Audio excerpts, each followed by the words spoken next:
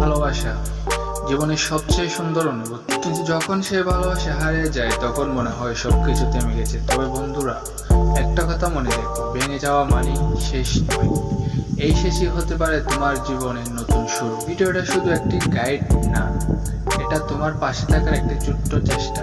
কাঁদতে দোষ নেই, তুমি কষ্ট পাচ্ছ, এটা স্বাভাবিক, নিজেকে কাঁদতে দাও। এটা দুর্বল নয়, এটা মনসত্ব। ভিতরের কষ্ট জমিয়ে রাখলে সেটা আরো বিষ হয়ে দাঁড়ায়। তাই মন হালকা করো, সময় দাও নিজেকে, যোগাযোগ বন্ধ করো। যার সঙ্গে তোমার পথ আলাদা তাকে প্রতিদিন বুঝলে তুমি নিজেকেই কষ্ট দাও। ফোন, চ্যাট, ছবি সবকিছু থেকে বিরত নাও, এটা তোমার সুস্থতার জন্য দরকার। নিজেকে ভালোবাসো, তুমি নিজের জীবনের সবচেয়ে গুরুত্বপূর্ণ মানুষ।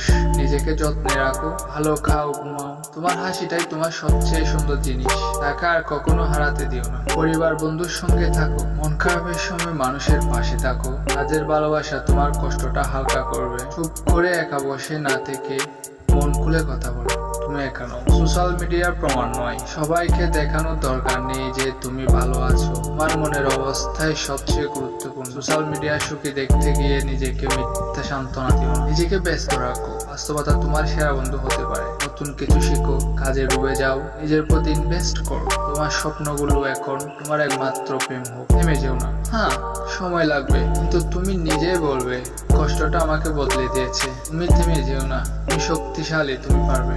সর্বশেষ একটা কথাই বলবো, ভেঙে যাওয়া মানেই শেষ হয়ে যাওয়া নয়, হতে পারে ভেঙে যাওয়া থেকে নতুন কিছু শুরু তোমার লাইফ। এই ভিডিওটা যদি তোমার মন ছুঁয়ে যায় তাহলে একটা লাইক দিও, তোমার কথা কমেন্টে লেখো, আর আমাদের পাশে থাকতে সাবস্ক্রাইব করে ফেলো। ভালোবাসা থাকলো তোমার জন্য, নতুন করে শুরু হোক আজ থেকে তোমার জীবন। আল্লাহ হাফেজ।